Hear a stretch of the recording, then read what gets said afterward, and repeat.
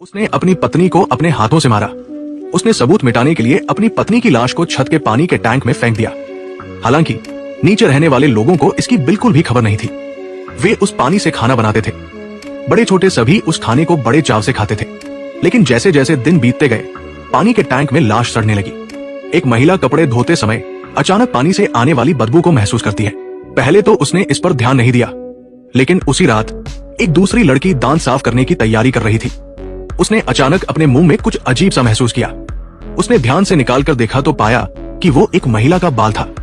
इससे लड़की बहुत डर गई। हालात समझने के लिए वो तुरंत बाल लेकर मकान मालिक से सवाल करने गई, लेकिन मकान मालिक ने उसे भगा दिया क्योंकि उसे लगा कि लड़की किराया महंगा होने की वजह से शिकायत कर रही थी। मकान मालिक के इनकार करने पर लड़की उदास होकर चली गई, लेकिन अब तक टैंक में लाश पूरी तरह सड़ चुकी थी। साथ ही रहवासियों के साथ अजीब घटनाएं बढ़ने लगी थी। छोटी नाम की लड़की काम से लौटकर उसी पानी से दांत साफ करती है। पानी का एक घूंट पीते ही उसे उबकाई आ गई। वो लगभग उल्टी कर देती है। उसी समय उसे गले में कुछ अटकने का एहसास हुआ। जब उसने निकालकर देखा तो पाया कि वो सड़ी हुई इंसानी चमड़ी का टुकड़ा था। सच जानने के लिए उसने तुरंत एक गिलास बदबूदार पानी लिया। वो इसे लेकर मकान मालिक से सवाल करने गई, लेकिन हैरानी की बात यह थी कि मकान मालिक ने साफ कहा कि उसके टैंक में कोई समस्या नहीं है। लड़की भी चुप नहीं रही। उसने कहा कि ये पानी खट्टा और बदबूदार है। उसने कहा, जब तक तुम इसे नहीं पीते, मैं पुलिस को बुलाकर इस अपार्टमेंट को सील करवा दूंगी। लेकिन मकान मालिक अपनी ऊंची कीमत वाली संपत्ति बचाने के लिए तैयार था। हालांकि पानी साफ तौर पर सड़ा हुआ और बदबूदार था, फिर भी उसने हिम्मत करके पूरा गिलास पी लिया।